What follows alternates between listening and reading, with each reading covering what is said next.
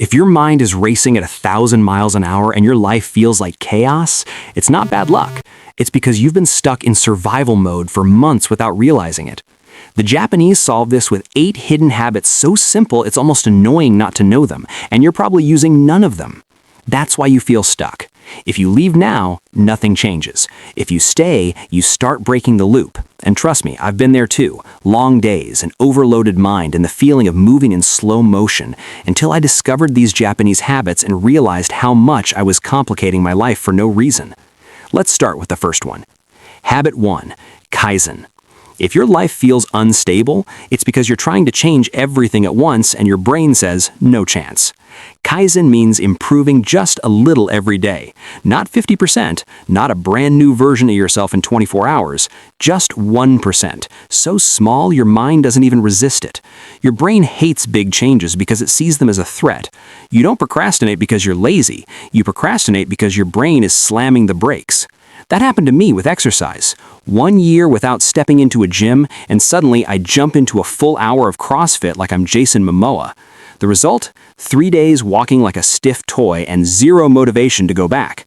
Until I tried something ridiculous. 1 tiny set of push-ups, so small I couldn't fail. And once you do 1, you end up doing 3. That's when I understood Kaizen. Find the smallest version of what you want to do. 1 minute, 1 page, 1 email, 1 micro improvement. Make it so easy you can't say no. People who start big, quit. People who start small, win. But moving forward means nothing if you don't know where you're going. Habit 2. Ikigai. The exhaustion you feel isn't physical, it's existential. You're tired because you don't have a clear direction. Ikigai is your why, your real reason to get out of bed. Not your job, not your bills, your purpose. The mind needs direction. Without it, you fall into chronic distraction. You struggle to start, to focus, to stay consistent. But when your why is clear, everything aligns. I worked non-stop but felt like I was going nowhere, rowing hard but in circles. Finding my ikigai didn't make life easier, but it made it clearer. To find yours, answer these quickly. What do you enjoy? What are you good at without trying? What do people need from you? And what would they pay you for? Your ikigai doesn't magically appear. It's built where those 4 answers intersect. When you have a purpose, you stop surviving and start moving forward. Purpose matters, but so does how you treat your body. Habit 3, hara hachibu. That crash after eating isn't normal. It's your brain saying, you overfilled the tank. Hara hachibu is simple. Stop eating when you're 80% full, not hungry, not stuffed, just before the ugh. Your brain takes about 20 minutes to realize you're full. That extra 20% makes you slow, foggy, and drained. I used to eat on autopilot, full plate, empty plate. Then I wondered why I felt heavy. It wasn't hunger, it was habit. Try this. Eat, pause, and ask yourself, am I eating because I'm hungry or because I'm used to it? If it's habit, stop.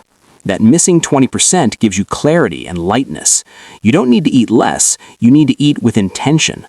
But even if you eat better, your mind stays fried if you never unplug. Habit 4, shinrin-yoku. Your stress doesn't come from work, it comes from living inside screens and calling that rest. Shinrin-yoku means going into nature so your brain can breathe. No workouts, no posing, no headphones, just resetting your nervous system. Nature shifts your brain into calm mode, less cortisol, more clarity, more focus. In Japan, they prescribe this as medicine. I used to think resting meant couch plus phone, until I realized I felt worse afterward. The first day I walked outside without headphones, my mind finally shut up. It was like rebooting a frozen computer. Once a week, 10 to 15 minutes, phone silent, trees around you, breathe, observe, walk slowly. You don't need another app to relax, you need to touch a tree. And once you finally calm down, another trap appears. Perfection. Habit 5, wabi-sabi. Life doesn't exhaust you, trying to make everything perfect does. Wabi-sabi is accepting that everything is imperfect, unstable, and unfinished. Life isn't broken, that's just how it is. Chasing perfection keeps your brain on constant alert. Comparison, frustration, paralysis, never feeling enough.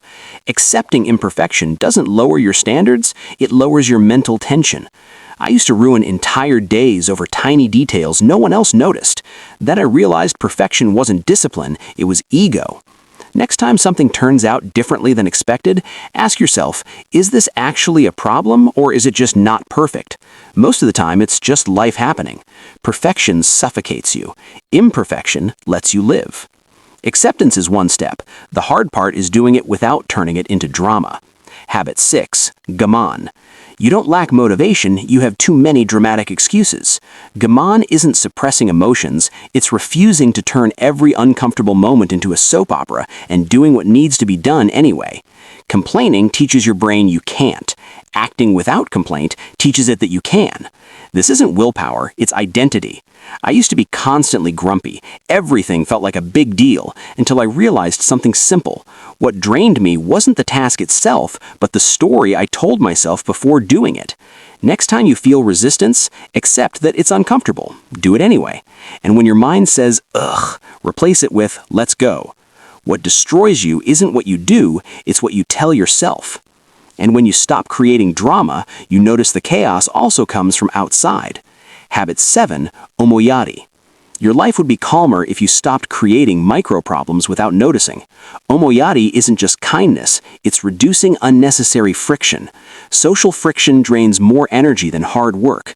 Interrupting, being careless, or adding noise creates tension that comes back to you as stress. I was a walking chaos generator, speaking loudly, leaving things everywhere, slamming doors like I lived in a factory. I didn't notice the noise I created. Before acting, ask yourself, does this create friction? If the answer is yes, adjust by 10%.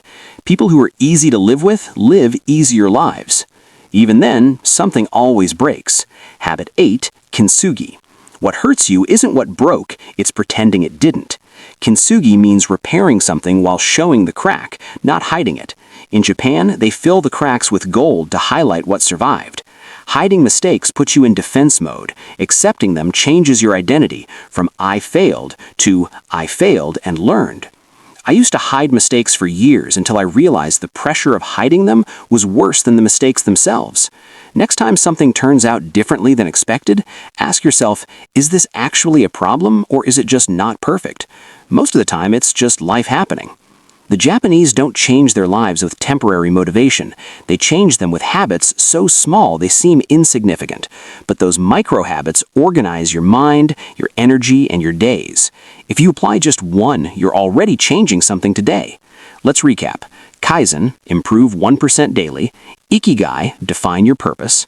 Hara Hachibu, stop before you're full. Shinrin-yoku, fresh air. Wabi-sabi, accept imperfection. Gaman, act without drama. Kintsugi, repair without hiding.